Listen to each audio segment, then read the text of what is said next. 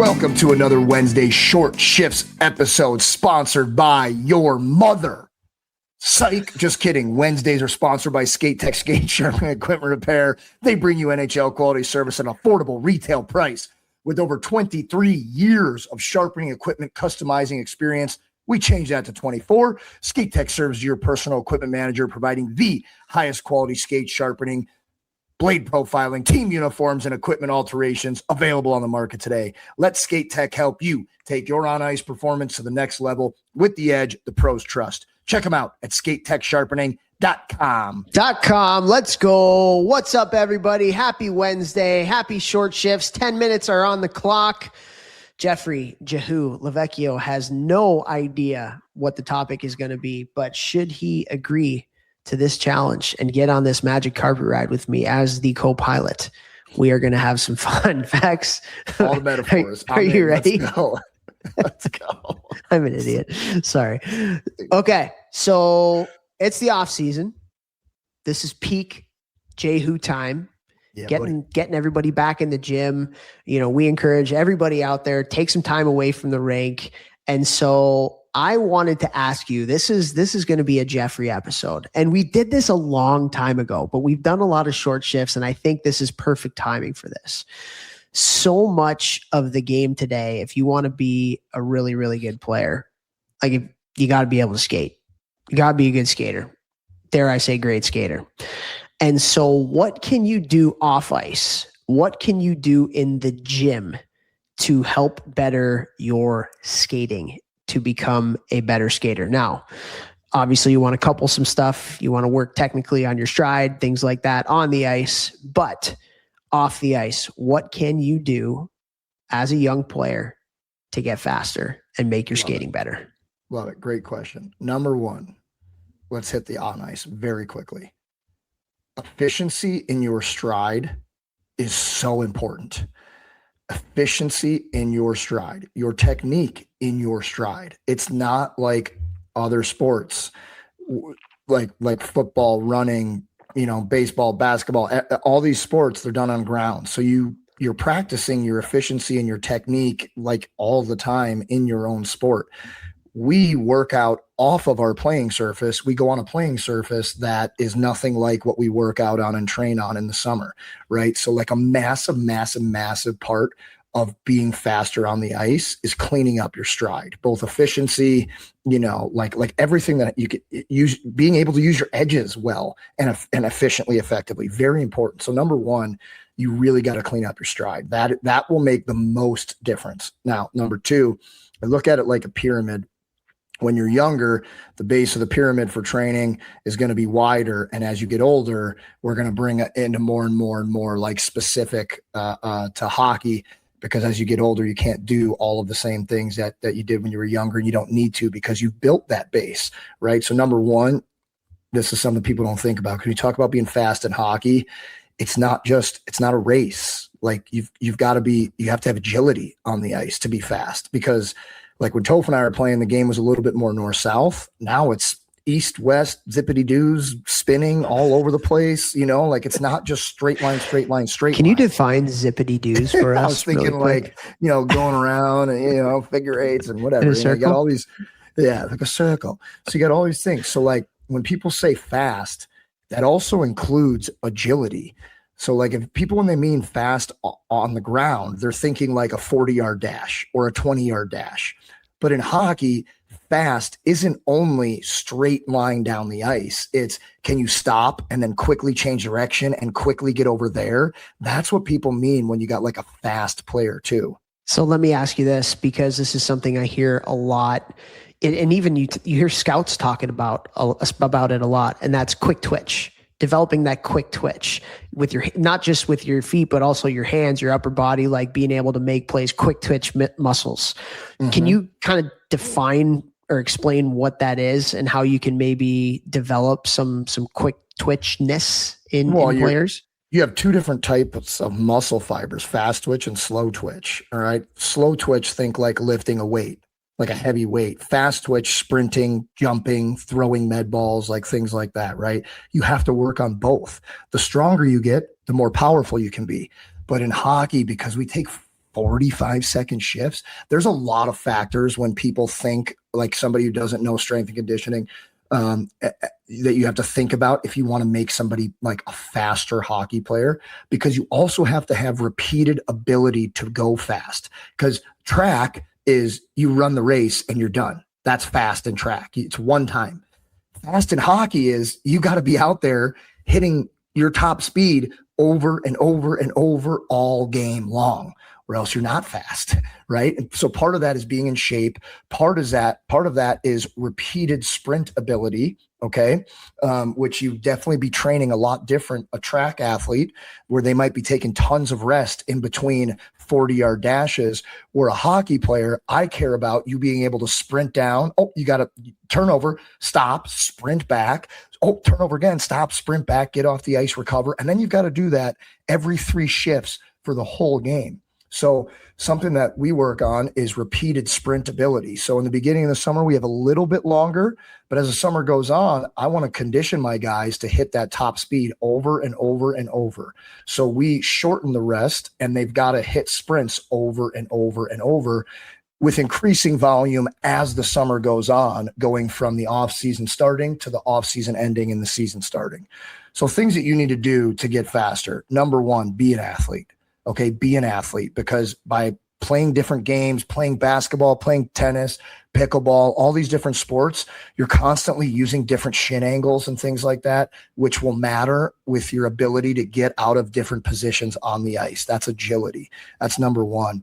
Number 2, you've got to get strong. Okay, so that's going to be lifting weights. When you're younger, it's going to be owning your body weight. And then as you get older, it's lifting weights and getting stronger and stronger. Then you got to transition that strength into power, which is now you're moving medium to light weights really fast.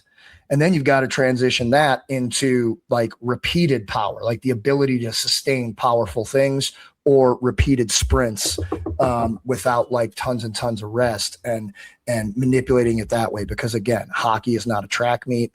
All right. It's sprint, sprint, sprint, glide, sprint, get off the ice, and then do that for 60 minutes or however long your game is. So be an athlete, play multiple sports. Number 1. Number 2, get strong. Number 3, get powerful. Number 4, work on your ability to do repeated sprints. We don't sprint over 40 yards, and we really rarely do that. We usually top out at like 20, 25.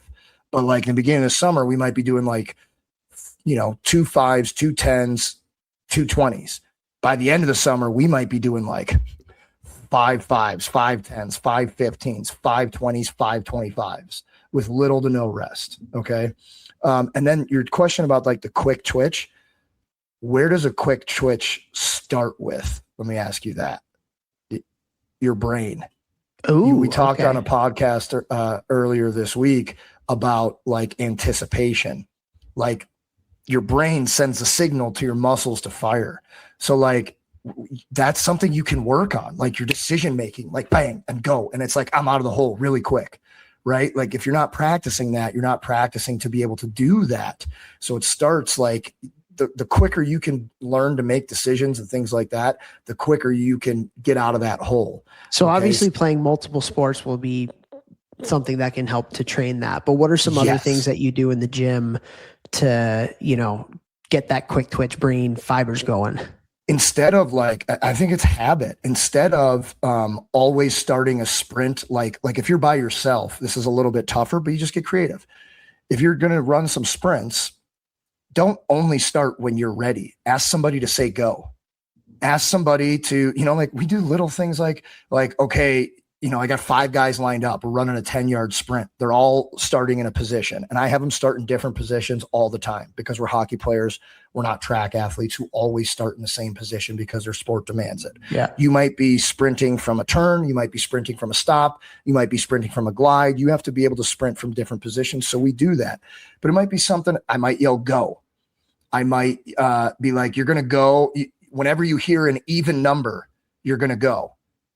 1, 3, 6, they go. It might be the answer to the math has to be an odd number. So I'll be like 9 divided by 3. If it's 3, if it's an odd number, you got to go right away. Oh, you got that. Good job. I do that all day long with the guys. So over and over and over. And again, like, is there science behind that? Do I have science to prove that that works? No, but I've been doing this 20 years and doing these things over and over and over with thousands of athletes. And you see the beginning of the summer versus the end of the summer, new guys versus old guys, and you see a difference. And at the highest levels, if you get 1% better or 2% better, and we can do that across multiple skills and strengths, it's going to be a lot at those higher levels, right? And so if we can get kids to do that from younger ages and do it all the way up, I see, like, I mean, the guys who I have from when they start with me when they're younger, they're different. They're different than the guys who start with me at 18. Yeah, we used to do a thing at Cornell. We called it tennis ball drops, where a player would stand, I don't know, 10 feet, 15 feet away, and they'd have the ball, and you drop. And when you drop the ball, that was when you started, and you had to catch the ball after it hit the ground up, and you had to get it before it hit the ground again. That was when we did a lot. Yeah. So there's intrinsic motivation, there's extrinsic motivation. That's an extrinsic thing. It's a reactionary thing.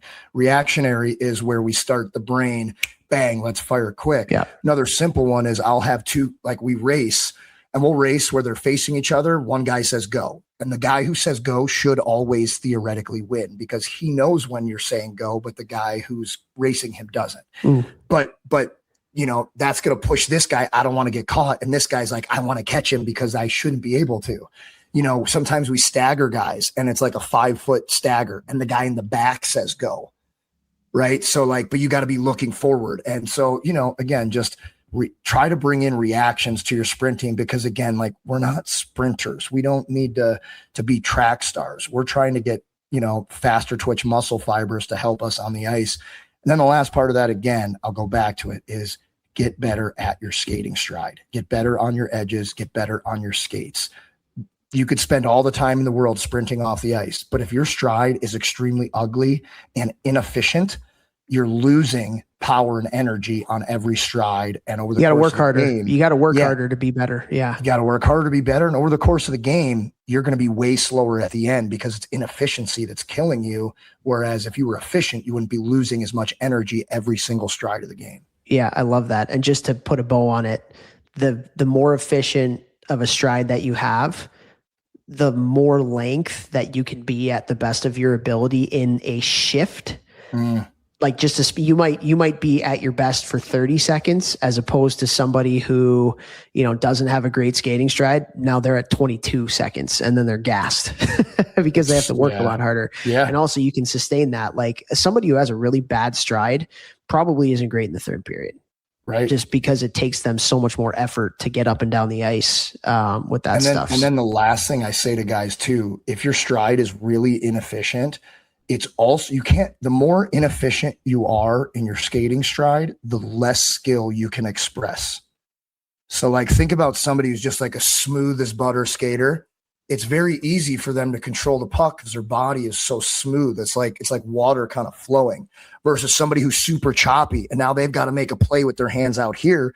That's very, very hard to do because you're twisting, you're moving, you're all over the place. Right. So, efficiency, like people don't, because it's not a sexy word, but the more efficient you are, the more effective you'll be for longer. Love that, man. Absolutely love that. All right. Went over. That's okay. How can you get better skating at this time of year? And then the last answer is join my online program. So GMBM. Train Heroic. Let's go. All right. Time's up. Time's up a long time ago, but that's okay. Love you guys. Big gulps.